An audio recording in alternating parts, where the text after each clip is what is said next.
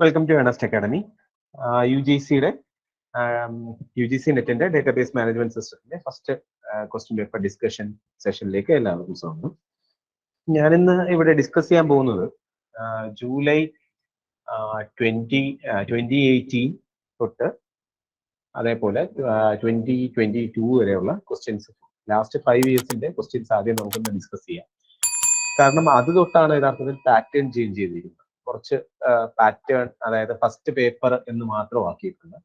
നിങ്ങൾക്ക് ഓൾറെഡി എന്നെക്കാട്ടി നിങ്ങൾക്ക് അറിയാമായിരിക്കും, ഞാൻ ഏകദേശം ഒരു 6 വർഷമായി UGC ക്വാളിഫൈഡ് ആയിട്ട്. അപ്പോൾ 6 അതിനെക്കാട്ടിയായി. അപ്പോൾ നിങ്ങൾക്കാർക്കും കുറച്ചും കൂടെ അറിയാന്നുള്ളത് ക്വസ്റ്റ്യൻ പേപ്പർ പാറ്റേണിനെ പറ്റി. ഞാൻ പഠിച്ചുകൊണ്ടിരുന്ന സമയത്ത് 3 എക്സാം ആയിരുന്നു ഉണ്ടായിരുന്നത്. പാർട്ട് 1 എന്ന് പറയുന്നത് ജനറൽ ക്വസ്റ്റ്യനും, പാർട്ട് 2 എന്ന് പറയുന്നത് കുറച്ച് കമ്പ്യൂട്ടർ സയൻസ് ക്വസ്റ്റ്യൻസും, പിന്നെ കുറച്ച് സബ്ജക്ട്സ് മാത്രമേ ഉള്ളൂ. പിന്നെ മൂന്നാമത്തെ ഒരു സെഷൻ ഉണ്ട്. മൂന്നാമത്തെ സെഷനിൽ ബാക്കിയുള്ള സബ്ജക്ട്സ്, പിന്നെ റീസെന്റ് ട്രെൻഡ്സ് എന്ന് പറഞ്ഞ ടോപ്പിക്കുമായിട്ട്. അപ്പൊ ഇത് രണ്ടും കൂടെ ക്ലബ് ചെയ്ത് ഒറ്റ സെഷൻ ആക്കിയിട്ടുണ്ട് ഈ 2018-17. അപ്പൊ ആ ഒരു ടൈപ്പ് തൊട്ട് ക്വസ്റ്റ്യൻ പേപ്പറിൽ കുറച്ച് നല്ല വ്യത്യാസമുണ്ട്. നമ്മൾ ചെയ്തതിനെക്കാട്ടി നല്ല വ്യത്യാസമുണ്ട്. അവരുടെ സ്റ്റാൻഡേർഡ് കുറച്ചും കൂടെ മെച്ചപ്പെട്ടു. അപ്പൊ നമുക്ക് ആ ഒരു ലെവലിലേക്ക് തന്നെ നമുക്ക് ട്രെയിനിങ് ഉണ്ടെങ്കിൽ മാത്രമേ UGC പെട്ടെന്ന് ക്രാക്ക് ചെയ്യാൻ പറ്റും. അപ്പോൾ നമുക്ക് 40 മാർക്ക് കിട്ടുക ഭയങ്കര എളുപ്പമാണ്. 40% മാർക്ക് രണ്ടിനും കിട്ടുക എന്നുള്ളത് ഈസി ആയിട്ടുള്ള കേസാണ്. പക്ഷെ 15% ആൾക്കാർ മാത്രമേ ക്വാളിഫൈ ആവാറുള്ളൂ.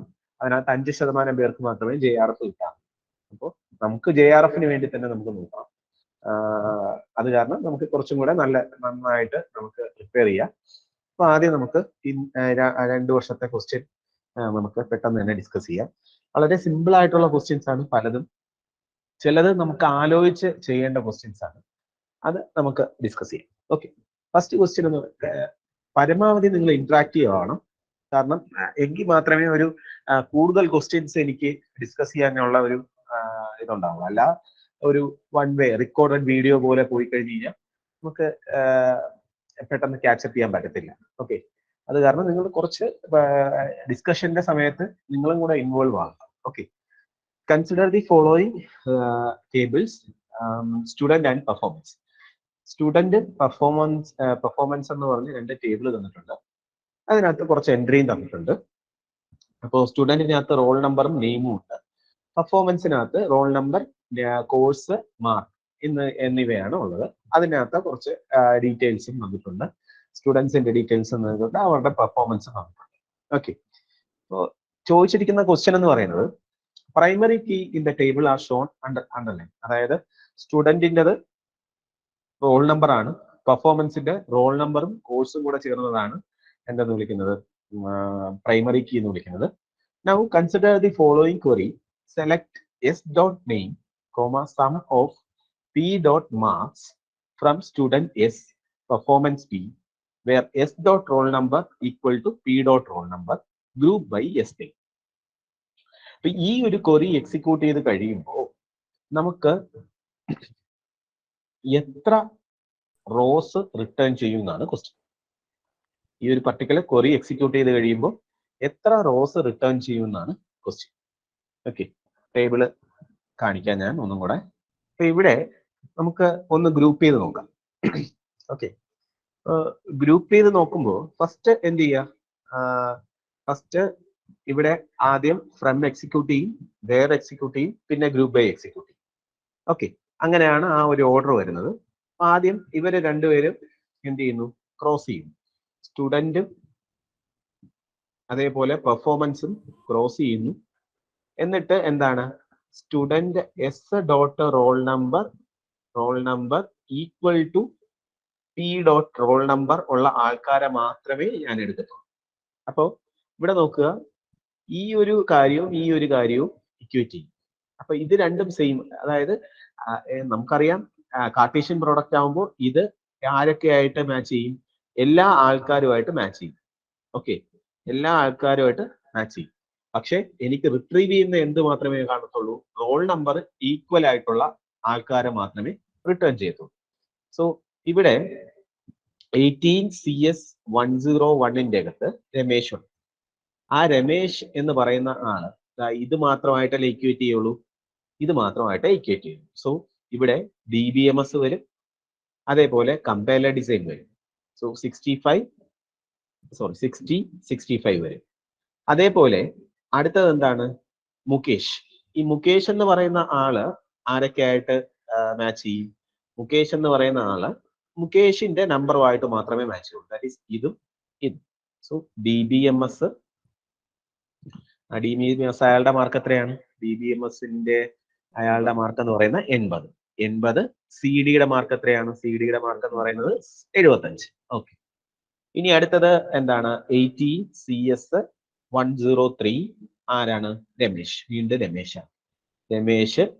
പിന്നെ എന്താണ്? DBMS-ഉം OS-ന്റെ മാർക്ക് എത്രയാണ്? OS-ന്റെ 70, പിന്നെ DBMS-ന് 75. ഓക്കെ. ഇനി ഇവിടെ രമേശ് കാണും, ഓക്കെ, ഇവിടെ മുകേഷ് കാണും. ഞാൻ റിപ്പീറ്റ് ചെയ്യുന്നില്ല, ഇവിടെയും രമേശ് കാണും. ഓക്കെ. ഇനി അടുത്തത് എന്താ ചെയ്യാൻ പറഞ്ഞിരിക്കുന്നത്? നെയിം വെച്ച് ഗ്രൂപ്പ് ചെയ്യാനാണ് പറഞ്ഞിരിക്കുന്നത്. ഇവിടെ എത്ര നെയിംസ് ഉണ്ട്? ഡിസ്റ്റിങ്ക്റ്റ് ആയിട്ട് എത്ര നെയിംസ് ഉണ്ട്? 2 നെയിംസേ ഉള്ളൂ. ഓക്കെ. അപ്പൊ എന്ത് സംഭവിക്കും? രമേശ് എല്ലാം കൂടെ ഒരുമിച്ച് വരും. അപ്പൊ രമേശ് എല്ലാം കൂടെ ഒരുമിച്ച് വന്നിട്ട് അയാളുടെ സം ഓഫ് മാർക്ക് കിട്ടും. അപ്പൊ എന്തൊക്കെയായിരിക്കും? 60 + 65 125 + 85 + 70. സോ ആൻസർ എത്രയായിരിക്കും? 210 280 എന്നായിരിക്കും കിട്ടുന്നത്. പിന്നെ മുകേഷിന്റെ സം എത്രയാണ്? മുകേഷിന്റെ സം എന്ന് പറയുന്നത് 155. അപ്പൊ എത്ര റോസ് ആണ് എനിക്ക് റിട്ടേൺ ചെയ്തത്? 2. ഓക്കെ. സോ ആൻസർ എന്ന് പറയുന്നത് എത്രയായിരിക്കും? 2 ആയിരിക്കും എന്റെ ആൻസർ. ഇപ്പോ ആ ഒരു പേരെന്ന് പറയുന്നത് ഇത് രമേശ് അല്ല, വേറെ ഏതെങ്കിലും ആണെന്ന് വിചാരിക്കുക, റാം ആണെന്ന് വിചാരിക്കുക. അങ്ങനെയാണെങ്കിൽ നേരത്തെ പറഞ്ഞ ആൻസർ കറക്റ്റ് ആണ്, 3 ആയിരിക്കും റിട്ടേൺ ചെയ്യുന്നത്. ഓക്കെ. ഇനി അതല്ല, ഇവിടെ റോൾ നമ്പർ വെച്ചിട്ടാണ് ഗ്രൂപ്പ് ചെയ്യുന്നതെന്ന് വിചാരിക്കുക. റോൾ നമ്പർ വെച്ചിട്ടാണ് ഗ്രൂപ്പ് ചെയ്യുന്നതെങ്കിൽ അവിടെ എന്തായിരിക്കും വരുന്നത്? 3 റോസ് ആയിരിക്കും വരുന്നത്. ഓക്കെ. പക്ഷെ ഇവിടെ നെയിം വെച്ച് ഗ്രൂപ്പ് ചെയ്യുന്നത് കാരണമാണ് നമുക്ക് എന്ത് കിട്ടുന്നത്? 2 റോ മാത്രമായിട്ട് കിട്ടും. ഓക്കെ ആണല്ലോ? ഡൗട്ട് ഉണ്ടോ അതിനകത്ത്? ഓക്കെ. അടുത്ത ക്വസ്റ്റ്യൻ നോക്കാം.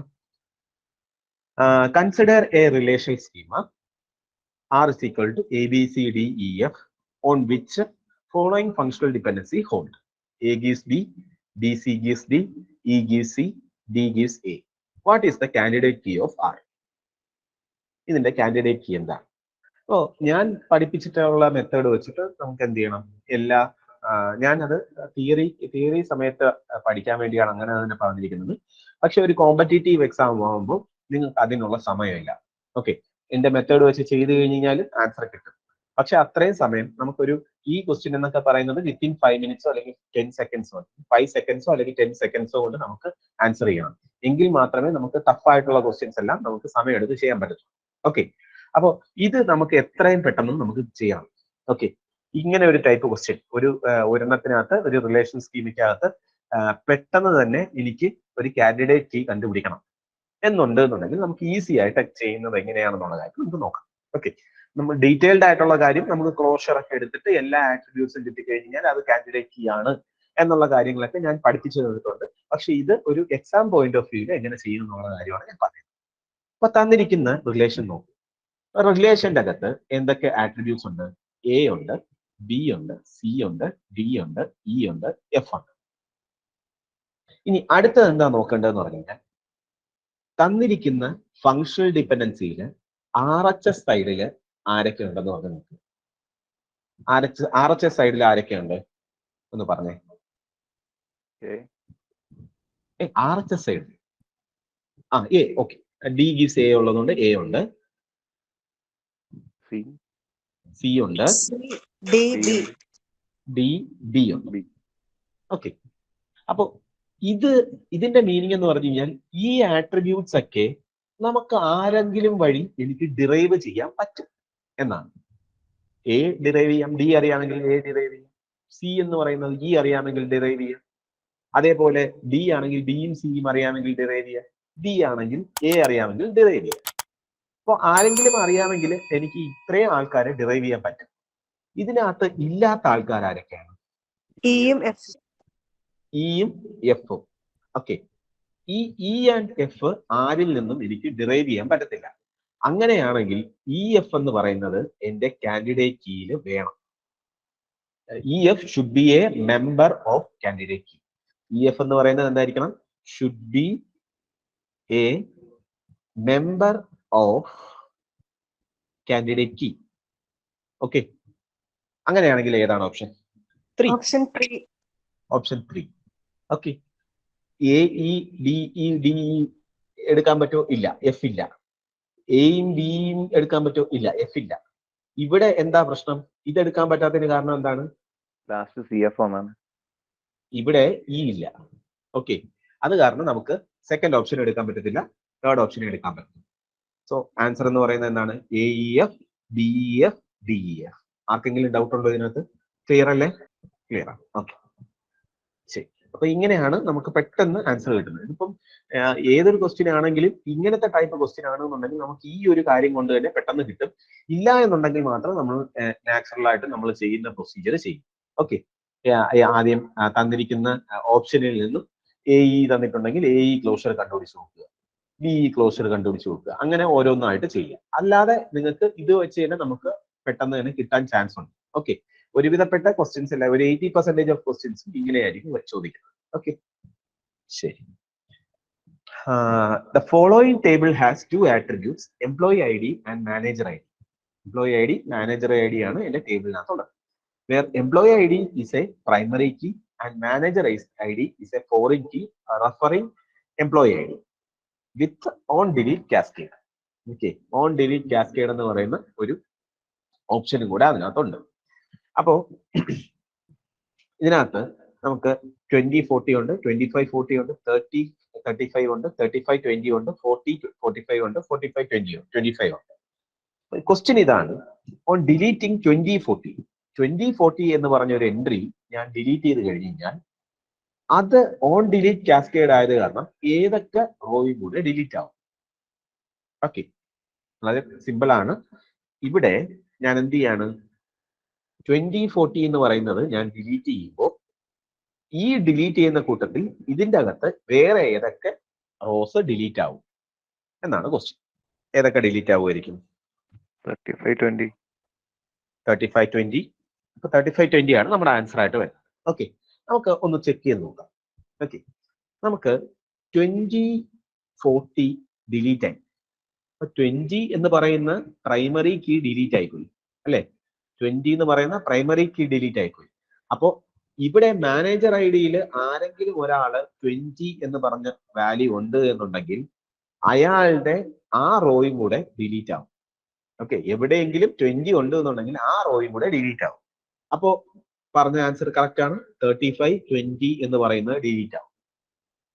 അപ്പൊ നിങ്ങൾ നോക്കുക, 3520 എന്ന് പറഞ്ഞ റോ ഡിലീറ്റ് ആവുമ്പോൾ അവിടെ ആര് ഡിലീറ്റ് ആയി? 35 ഡിലീറ്റ് ആയി. 35 എന്ന് പറയുന്ന പ്രൈമറി കീ ഡിലീറ്റ് ആയി. അപ്പൊ എന്ത് സംഭവിക്കും? 35 പോകും.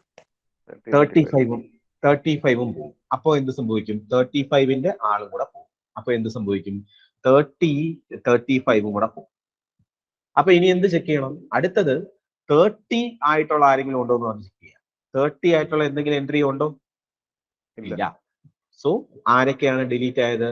35 20 ഡിലീറ്റ് ആയി, അതേപോലെ 30 35 ഡിലീറ്റ് ആയി. സോ ഓപ്ഷൻ എന്ന് പറയുന്നത് എന്താണ്? 30 35 35 20. നമ്മളെ തെറ്റിക്കാൻ വേണ്ടി ഇവിടെ ആര് കിടപ്പുണ്ട്? തേർഡ് ഓപ്ഷൻ കിടപ്പുണ്ട്.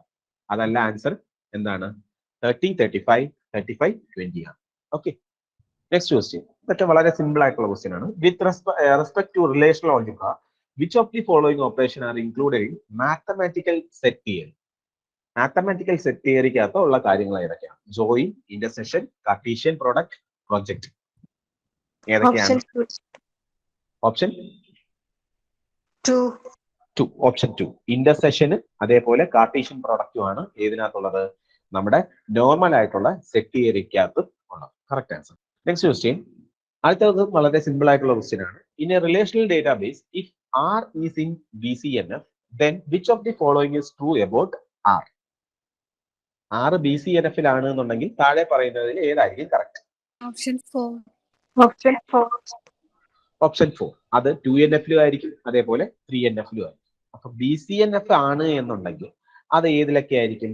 3NF-ലായിരിക്കും, 2NF-ലായിരിക്കും, അതേപോലെ 1NF-ലും ആയിരിക്കും. ഓക്കെ, സോ ആൻസർ എന്ന് പറയുന്നത് 4 ആണ്. ശരി, which of the following statements are DML statement? DML സ്റ്റേറ്റ്മെന്റിന്റെ എക്സാമ്പിൾ ഏതൊക്കെയാണ്? അപ്ഡേറ്റ്, ഡിലീറ്റ്, സെലക്ട് ഉണ്ട്. ഏതൊക്കെയാണ്? വളരെ സിമ്പിൾ ക്വസ്റ്റ്യൻ ആണ്. ഓപ്ഷൻ 3 എല്ലാം എന്ത് തന്നെയാണ്? Update, insert, delete, select. ഇതെല്ലാം ഏതിന് എക്സാമ്പിൾ ആണ്? DML എക്സാമ്പിൾ ആണ്. DDL എക്സാമ്പിൾ എന്തൊക്കെയാണ്? Create, drop, alter, truncate. ഇതെല്ലാം ഏതിന് എക്സാമ്പിൾ ആണ്? DDL example. Find the minimum number of tables required for converting the following entity relationship diagram to relational database. ഈ ഒരു പർട്ടിക്കുലർ ഡയഗ്രാം ഞാൻ relational database ആക്കി കഴിഞ്ഞു എന്തൊക്കെയായിരിക്കും ഉണ്ടായിരിക്കും? എത്ര ടേബിൾസ് ഉണ്ടാവും? ഇത് വളരെ നല്ല ക്വസ്റ്റ്യൻ ആണ്. നമ്മുടെ നോട്ട് വായിച്ചു കഴിഞ്ഞാൽ, അല്ലെങ്കിൽ നമ്മുടെ ER ഡയഗ്രാം എന്ന് പറഞ്ഞൊരു ഇത് വായിച്ചു കഴിഞ്ഞാൽ ഇതിന് ആൻസർ ചെയ്യാൻ പറ്റും. ഇത് ഞാൻ അതിനകത്ത് പറഞ്ഞിട്ടുള്ള ക്വസ്റ്റ്യൻ ആണ്. 3 ആണ്. എന്തുകൊണ്ടാണ് 3 ആയതെന്നും കൂടെ പറയാമോ? 3 ആണ് കറക്റ്റ് ആൻസർ. എന്തുകൊണ്ടാണ് എന്നും കൂടെ പറയാം. ബിക്ക് ഒരു ടേബിൾ വേണം. ഡബിൾ ബി എന്ന് പറയുന്നത് എന്താണ്? ബി എന്ന് പറയുന്ന ഈ 2 സർക്കിൾ വന്നു കഴിഞ്ഞാൽ എന്താണ് അതിന്റെ മീനിങ്? അത് ഏത് type attribute? Multi valued attribute ആണ്. ഓക്കെ, മൾട്ടി വാല്യൂഡ് ആട്രിബ്യൂട്ട്സ് ഉണ്ട് എന്നുണ്ടെങ്കിൽ അതിന് ഒരു ടേബിൾ വേണം. കറക്റ്റ് ആണ്. ഇനി R എന്ന് പറയുന്നതിന് ഒരു ടേബിൾ വേണം, R1 എന്ന് പറയുന്നതിന് ഒരു ടേബിൾ വേണം, R2 എന്ന് പറയുന്നതിന് ഒരു ടേബിൾ വേണം. ഇവിടെ നോക്കുക, 1 to manyയേ ഉള്ളൂ.